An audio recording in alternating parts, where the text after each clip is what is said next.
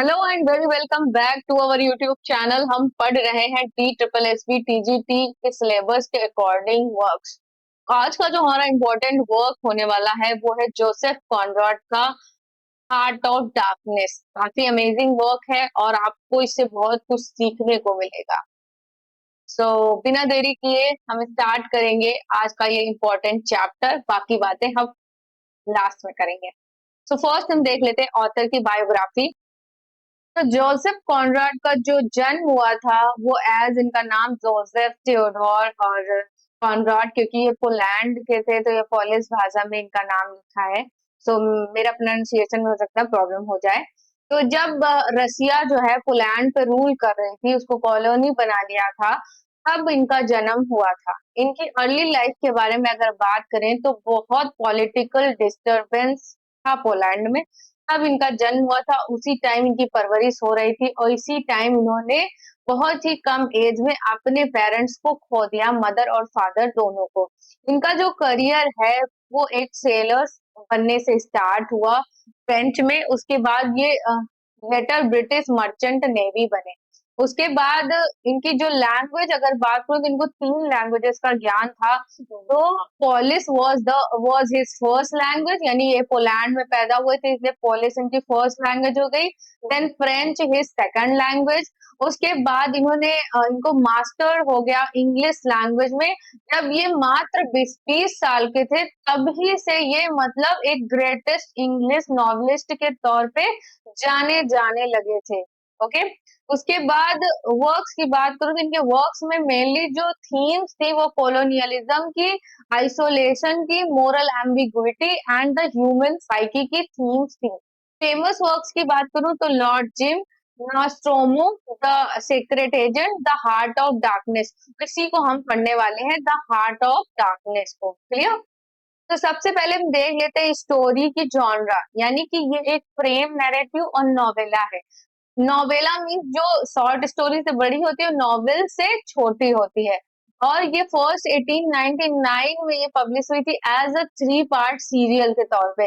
लेकिन 1902 में ये एक बुक के तौर पे फर्स्ट टाइम पब्लिश हुई थी, तो इस चीज को ध्यान रखना।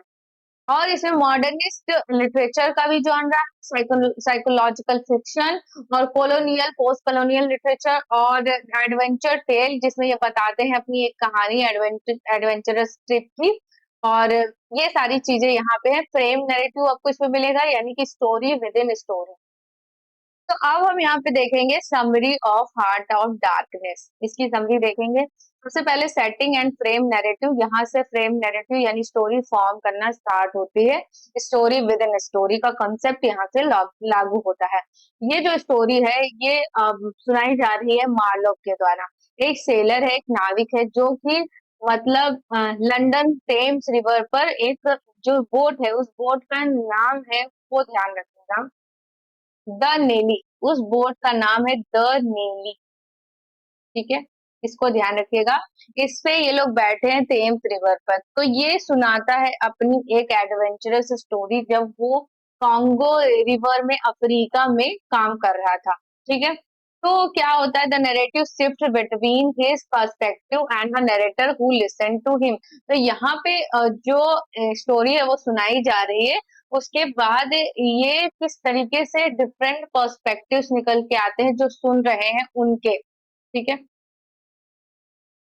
प्लॉट क्या है, तो मॉर्लोव जो होता है वो work for Belgium trading company and is sent to Africa as a steamboat captain. तो यहाँ पे क्या होता है, ये बेल्जियम ट्रेडिंग कंपनी है, उसमें काम करता है। उसको अफ्रीका में स्टीम बोट कैप्टन के तौर पे भेजा जाता है। He learns about mysterious ivory trader Mister Kurtz, who is who is admired for his efficiency and influence over the natives। तो यहाँ पे क्या होता है, उसको एक अजीब तरीके का जो मिस्टीरियस इंसान है, जो कि हाथी दांत आइवरी ट्रेडर यानी कि जो हाथी दांत व्यापारी है, मिस्टर कुर्ज के बारे में पता चलता है, जो कि वहां के लोगों के द्वारा बहुत ही उसकी प्रशंसा हो रही थी और उसका बहुत ही जो वहां के लोग थे उसमें बहुत ज्यादा इन्फ्लुएंस था उसका। ठीक है, प्रभाव काफी ज्यादा उसका था।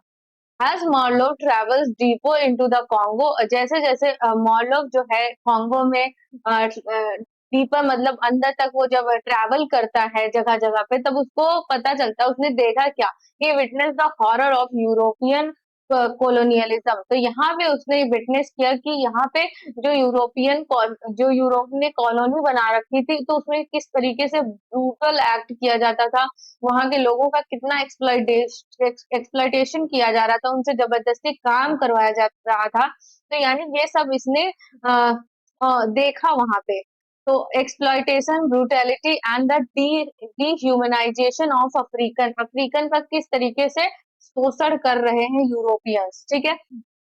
इसलिए कि ये इनको सिविलाइज सोसाइटी दे रहे हैं, इनको डेवलपमेंट दे रहे हैं, इसलिए इनको मतलब अफ्रीकन को अनसिविलाइज्ड दिखा रहे हैं, ये सारी चीजें करके। मीटिंग फुड्स, तो अब फुड्स से मिलने की बात होती है। Marlow finally find foods deep in the Congo. तो यहाँ पे क्या होता है, जो मार्लो होता है वो आखिरकार कांगो की गहराई में जो कर्ज है उसको पा लेता है, यानी उसको ढूंढ लेता है। Kurtz once a respected man has turn into a power hungry tyrant worshipped by the local people. तो यहाँ पे क्या होता है, जो कि एक कर्ज जो था, एक बहुत ही रिस्पेक्टेड मैन जिसकी सब लोग बहुत इज्जत करते थे, वो अब लोग उससे डरते हैं क्योंकि वो अब सत्ता का भूखा हो गया है, वो एक तानाशाह बन गया है। Worship bye the local people उसकी पूजा करते हैं। he represent the corrupting influence of absolute power and colonial greed। तो इसने ये रिप्रेजेंट किया कि जो करप्टिंग इन्फ्लुएंस है, यानी कि जो पावर होता है उसके थ्रू कैसे लोगों के ऊपर अपना इन्फ्लुएंस बना सकते हैं, क्योंकि इसका मतलब काफी दबदबा था उस टाइम पे। तो अब यहाँ पे क्या होता है, अब कर्ज की डेथ हो जाती है। ऑन द जर्नी बैक, कुछ टाइम बाद कर्ज फॉल्स इल एंड डाइस, यानी कि जब वो अपनी यात्रा से वापस लौटता है कर्ज, तो वो क्या होता है, बहुत ही बीमार हो जाता है, और कुछ बीमार होने के बाद वो मरने वाला होता है। तो वो बड़बड़ाता है अपने आप में, whispering his famous last word उसके क्या थे, ये एग्जाम में बार बार पूछा जाता है, द हॉरर। तो ये क्या सिंबलाइज कर रहे हैं, these words symbolise his realisation, वो रियलाइज करता है आखिरी में, realisation of the darkness within human nature and colonialism itself, यानी कि जो ह्यूमन नेचर में डार्कनेस को रियलाइज करता है, और साथ ही साथ कोलोनियलिज्म, यानी कि अगर आप किसी के ऊपर जबरदस्ती कब्जा करते हैं तो वो भी एक भयावह डर है। एंडिंग किस तरीके से होती है, तो Marlow return to Europe, Marlow वापस यूरोप आता है और कर्ज की फियांसे से ये मिलता है। Instead of revealing that terrible truth, यानी कि इतना खतरनाक ट्रूथ रिवील करने के बजाय he tells her कर्ज लास्ट वर्ड वर हर नेम, यानी उसने बताया उसके फियांसे को, कर्ज के फियांसे को मार्लो ने, कि वो कोई टेरिबल ट्रूथ नहीं बताया, बताया कि वो लास्ट टाइम पे तुम्हारा नाम लिया था। To preserve her, to preserve her idealise memory of him, यानी कि उसके दिमाग में, उसके फियांसे के दिमाग में उसकी अच्छी छवि बनी रहे। The novella ends with Marlow reflecting on the pervasive darkness of human nature and imperialism. तो इस तरीके से जो नोवेला है ये एंड होती है, जिसमें इन्होंने दिखाया है कि जो ह्यूमन डार्कनेस होती है, ह्यूमन नेचर की डार्कनेस होती है, वो इम्पेरियलिज्म, यानी कि आप अपनी जो देश का फैलाव करते हो किसी को रौंदते हुए, कहते नहीं, आप सक्सेस पाने के लिए अगर किसी की लाश के ऊपर से गुजर के जाएंगे तो वो आपके लिए बहुत भयावह होगा, वो आपको चैन से जीने नहीं देगा।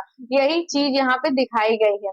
तो थीम्स क्या है यहाँ पे, तो imperialism and colonialism, the brutal exploitation of Africa को दिखाया गया है, अफ्रीकन पीपल्स का एक्सप्लॉइटेशन दिखाया गया है। डार्कनेस विद इन ह्यूमैनिटी, यानी कि जो ह्यूमैनिटी यानी ह्यूमंस के अंदर क्या डार्कनेस होती है, जैसे ग्रीड, करप्शन, मोरल डीके, और truth versus lies, illusion of civilising mission, यानी एक तरफ तो जो कॉलोनी बना रहे थे यहाँ पे ब्रिटिश लोग, वो कह रहे थे हमारा सिविलाइज करना मिशन है, लेकिन यहाँ पे हार्श रियलिटी क्या दिख रही थी, अफ्रीकन का exploitation, isolation and alienation.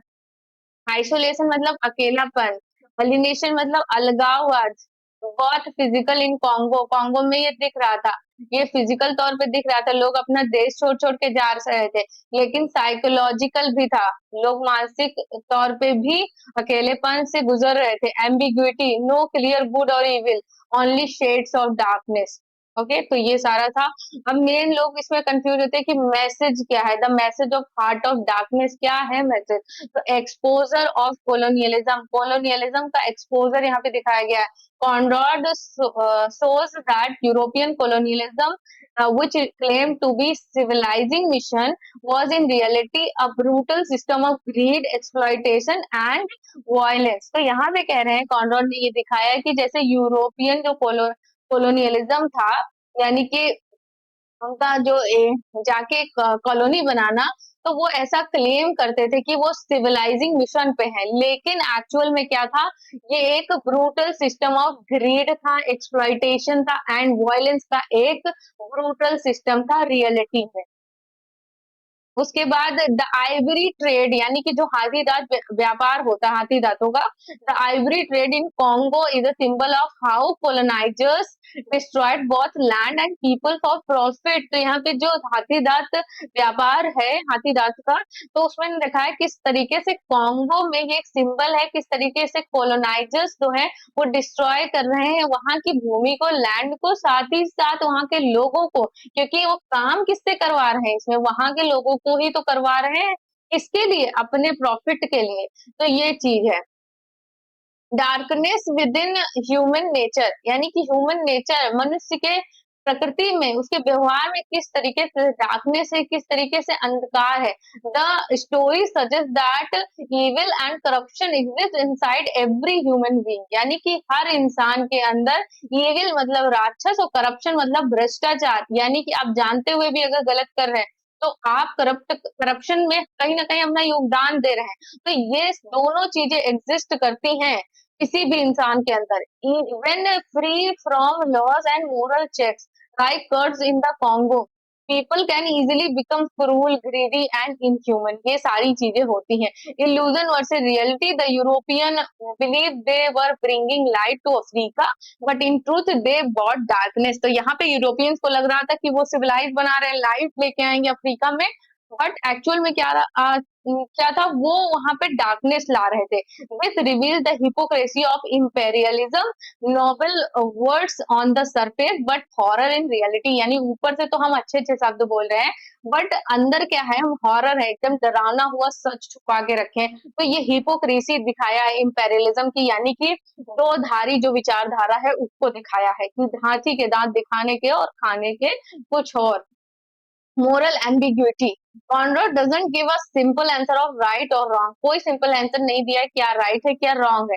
मॉर्लो respects Kurtz's brilliance but sees how power destroys him, यानी कि उन्होंने रिस्पेक्ट किया है कर्ट्स की ब्रिलियंस की, उसके अंदर जो गुण थे उनकी मतलब रिस्पेक्ट किया है, लेकिन देखा किस तरीके से पावर ने उसको डिस्ट्रॉय कर दिया है।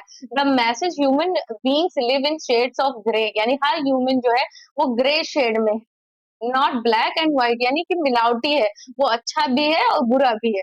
यूनिवर्सल मैसेज क्या है, though set in Africa, the novella is not only about colonialism but also about the universal darkness of human soul, यानी कि ये अफ्रीका में तो सेट है, लेकिन ये नोवेला सिर्फ कोलोनियलिज्म के बारे में बात नहीं करती है, बट ये universal darkness of human soul के अंदर जो एक सार्वभौमिक डार्कनेस है, करप्शन है, उसके बारे में भी बात करती है।